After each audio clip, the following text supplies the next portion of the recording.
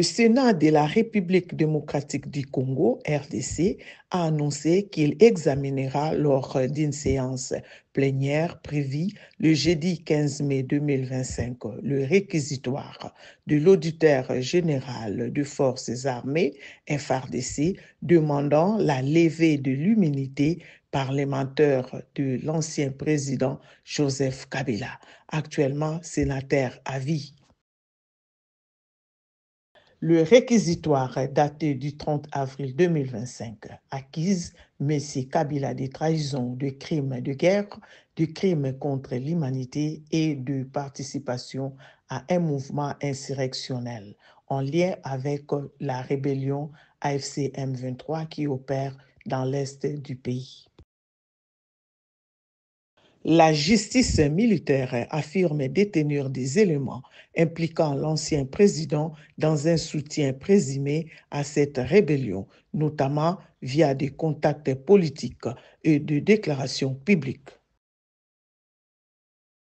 Conformément à la Constitution congolaise, la levée de l'immunité d'un sénateur nécessite un vote du Sénat. Si la majorité des sénateurs présents approuve la demande, Joseph Kabila pourrait être poursuivi devant la justice militaire. Le président du Sénat, Jean-Michel Sama Lukonde, a confirmé que la Chambre haute a reçu deux réquisitoires, l'un concernant le sénateur Michel Ingepo et l'autre visant Joseph Kabila. Je vous invite à suivre.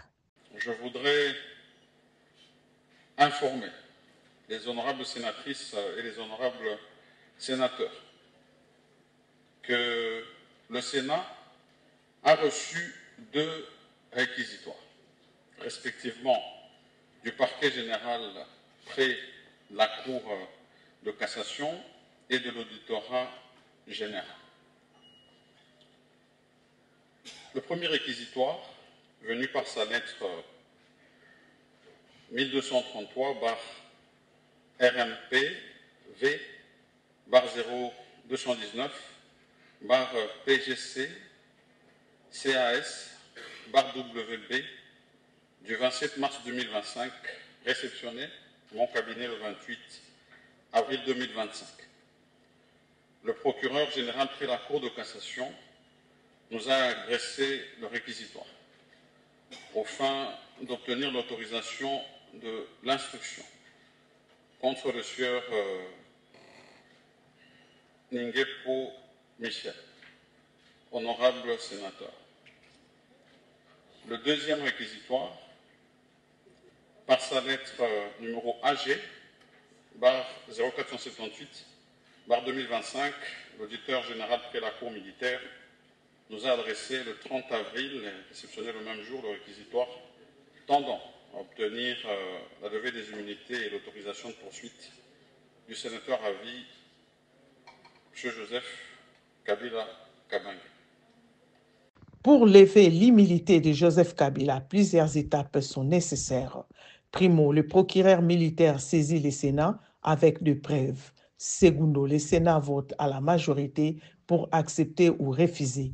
Tertio, si l'immunité est levée, Kabila peut être poursuivi notamment pour des crimes graves comme les crimes de guerre selon la Constitution de 2006. L'ancien président comme Joseph Kabila bénéficie d'une immunité à vie car il est sénateur à vie. Pour pouvoir engager des poursuites pénales contre lui, il faut lever cette immunité. Cette procédure commence par action du procureur général près de haute cour militaire qui rassemble de preuves contre Joseph Kabila. Ici, il s'agirait de complicité avec la rébellion M23 AFC, trahison, crime de guerre. Adresse une requête officielle au président du Sénat pour que la Chambre autorise la levée de l'immunité. Cette demande doit être clairement motivée avec des éléments sérieux, témoignages, documents, déclarations. Une fois la demande reçue, le bureau du Sénat peut décider, primo, la transmettre à une commission spéciale chargée de l'examiner, secondo, programmer un vote en plénière à la majorité absolue. Ce processus est rare et très sensible car il touche à un ancien chef d'État avec des implications politiques, juridiques et sécuritaires majeures. Une fois la demande du procureur reçue, le Sénat congolais doit se prononcer. Voici comment cette étape fonctionne. Procédure. La conférence de présidents ou une commission spéciale analyse d'abord la demande pour s'assurer qu'elle est recevable et fondée. Ensuite, la demande est soumise à l'Assemblée plénière au Sénat. Le vote s'est fait à la majorité absolue des sénateurs présents. Droit à la défense.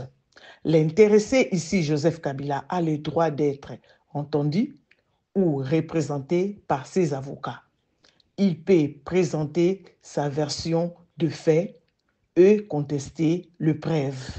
Si la majorité vote pour l'immunité élevée, la justice peut alors engager des poursuites pénales. Si le Sénat vote contre, Kabila conserve son immunité et ne peut pas être poursuivi. Ce type de vote est hautement politique. Certains sénateurs pourraient voter par fidélité à Kabila ou par crainte de représailles, tandis que d'autres suivront la ligne du pouvoir en place Tshisekedi. Des accusations de manipulation politique sont souvent évoquées dans ce type de procédure. Levée d'immunité égale poursuite possible. Si le Sénat congolais lève officiellement l'immunité de Joseph Kabila, il devient justiciable. Comme tout autre citoyen, cela signifie que la justice peut l'arrêter, l'interroger ou l'inculper. Il peut être jugé devant une juridiction compétente comme la haute cour militaire ou une cour spéciale, selon la nature des infractions. La Constitution de la RDC 2006 stipule que les anciens chefs d'État peuvent être tenus responsables pénalement pour des crimes de guerre, des crimes contre l'humanité, des trahisons ou d'autres crimes graves commis durant ou après leur mandat. L'article 164 et suivant de la Constitution précise que certaines juridictions peuvent juger de hauts responsables de l'État, y compris les anciens présidents. Dans le cas de Kabila, il est accusé par le gouvernement actuel de complicité avec la rébellion du M23 AFC qui a commis de graves violations des droits humains dans l'est de la RDC. Les accusations incluent soutien logistique ou politique à un mouvement armé, témoignages ou documents l'impliquant indirectement, une interview où il aurait relativisé les crimes du M23, ce qui pourrait être vu comme un acte de soutien. Un procès contre Kabila pourrait déstabiliser politiquement le pays, vu son réseau et ses partisans. Cela serait sans précédent dans l'histoire de la RDC.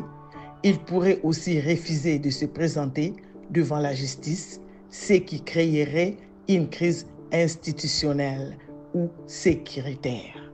N'oubliez pas de vous abonner, de liker et de partager.